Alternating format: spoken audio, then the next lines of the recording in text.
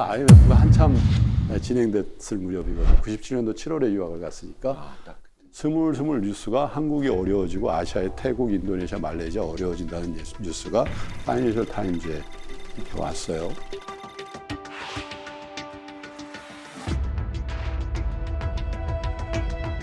국제금융론 시간에 교수님이 하필 저보고 계속 나와서 얘기하는 거예요. 한국 괜찮아. 근데 제가 했던 대답은 영어로 잘 안 돼서 그렇지만 코리아? 노 프라블럼. 문제 없어요. 노 프라블럼. 근데 기가 묻어나고 한부처가 묻어나고 막 연쇄적으로 부도가 돼요. 그러니까.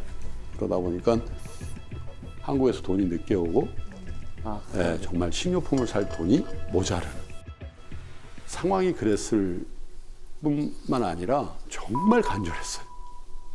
정말 간절했던 것 같아요. 그때 제가 2번에 걸쳐서 로또를 사봤어요.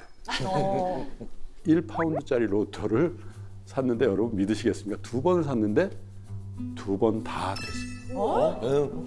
얼마? 많은 돈은 아니에요. 100 몇십 파운드씩 2번. 아니 그래도요. 근데 있을 수 없는 일이죠.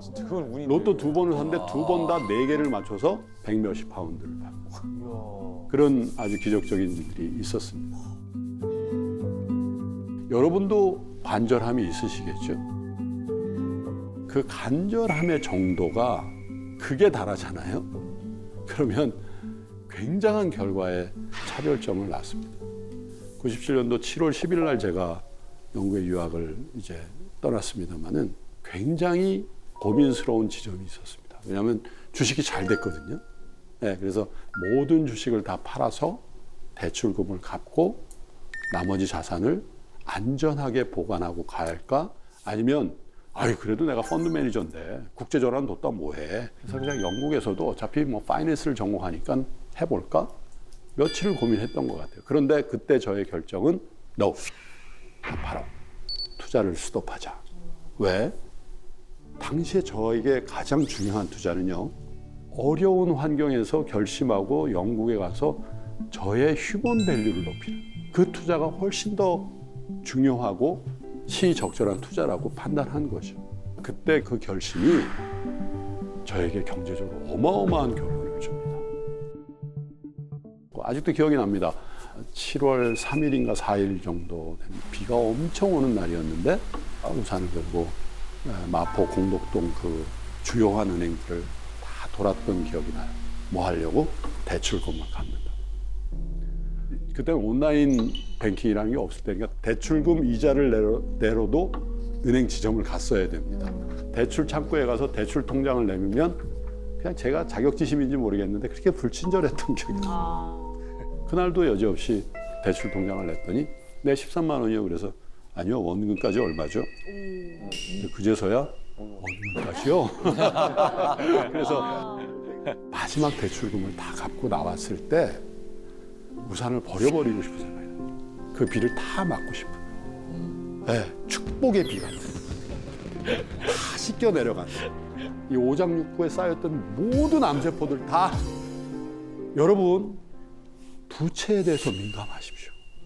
부채를 가졌을 때의 투자의 자세와 저의 100% 자산을 투자할 때의 마음가짐과 그 퍼포먼스는요 엄청난 차이를 줍니다.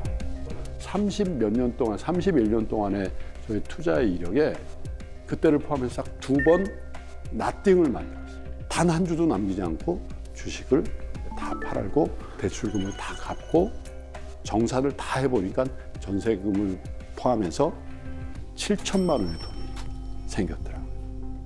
7천만 원이란 돈이요. 지금도 작은 돈이 아니지만 그때 당시엔 굉장히 큰 돈이었죠. 그래서 S그룹의 주요 계열사의 채권을 3천만 원어치 산 거예요. 나머지 4천만 원은 용산구 도원동에 있는 미분양 아파트 24평을 하나 샀습니다. 그런데 IMF가 오니까 채권 금리가 급등을 합니다. 연에 30%를 줬습니다. 그 채권을 사면 매년 30%의 이자를 줍니다. 그리고 유학을 마치고 해외 근무 끝나고 돌아오니까 당연히 채권은 정상화됐죠. 연 30% 이자 플러스 뭐가 붙어요? 캐피탈 게인도 붙죠. 채권 투자 수익은 2가지가 있습니다. 캐리하는 그 이자 수익 30%는 계속 그냥 저한테 3개월에 한 번씩 들어오는 거고, 채권 금리가 다시 10%가 되고 8%가 되면 그 차익이 생기죠. 주식 차익처럼 채권 가격이 오른 그 자본 수익도 같이 오는 거거든요. 그러니까 3천만 원 투자한 게 4천 몇백만 원이 되는 거죠.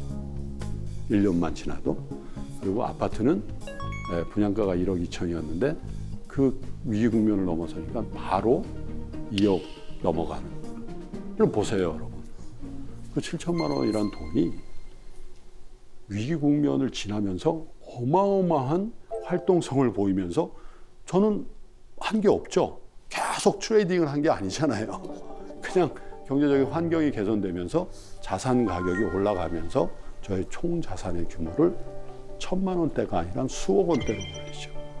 그리고 그 수억 원대의 자산으로 다시 지금 살고 있는 그 아파트를 사고, 그리고 일정 부분은 굉장히 많이 빠져 있는 우량주를 사는 그런 선순환 구조의 시작점이 아이러니하게도 주식 투자의 중단에서부터 나왔다는 거. 감정 컨트롤 해가지고 성공만 했어? 저도 엄청 실수 많이 하고요. 정말 뼈저린 실패 경험이 있는데 2005년도에 비교적 빨리 승진해서 임원을 하다가 번아웃이 와서 재정비해서 들어와야 되겠다 이런 생각을 하고 미국에 갔거든요. 근데 뭐 어떻게 하다 보니까 비즈니스를 이제 말씀드릴 비즈니스를 하게 됐는데 뉴욕의 흑인 번화가에서 모자 가게를 열면서 장사를 한 적이 있었습니다. 그러면서 결심을 한 적이 있어요. 야, 내가 미국에서 생전 처음 장사라는 걸 해보는데 주식 투자해서 될까? 그리고 이제 주식을 다 팔기로 결정을 했는데 그 주식이 뭐였는지 아십니까, 여러분? 현중공업이라는 주식이었어요. 2005년도에 4만 원대 초반에 샀는데 그때 당시 보니까 한 6만 원 했던 것 같아요. 50% 수익이 났죠. 근데 2007년도에 55만 원 가더라고요. 아이고. 6만 원에 판 게.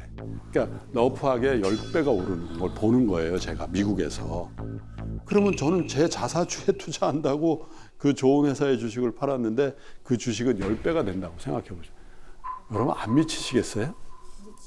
왜냐하면 하루에 20% 오를 때도 있잖아요. 그러면 제 총 투자 자산의 변동성이 억대가 되는 거예요, 하루에.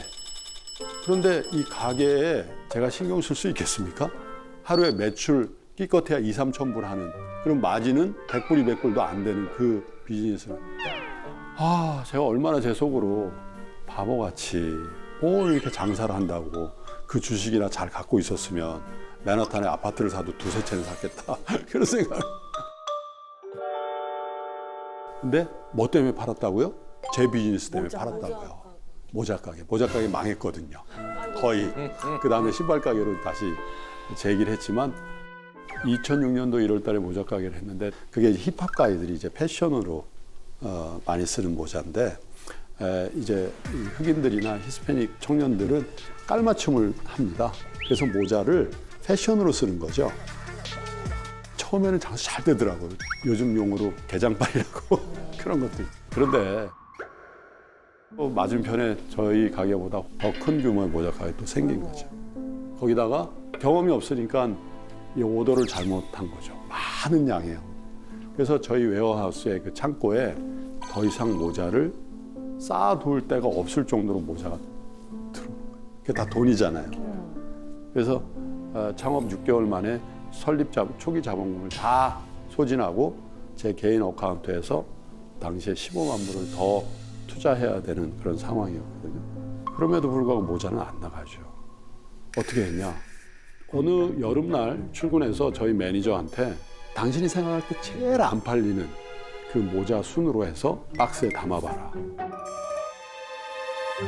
한 박스에 한 다즌 12개씩 들어가거든요. 이렇게 모자를 폭에 넣으면 10박스가 나온 거예요. 120가지. 120가지 되는 모자 박스를 비즈니스용 차에 싣고 주로 흑인들이 많이 사는 엘리자베스라는 도시가 있습니다. 거기를 간 거예요. 거기서 이제 모자를 어떻게 팔아보지 하고 이렇게 들어갔는데 첫 번째 딱 상점이 운동화 가게가 있더라고요.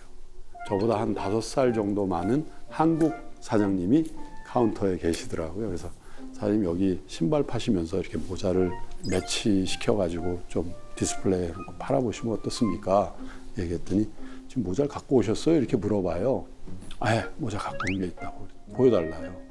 그 가게 플로어에 120가지의 모자를 깔았어요.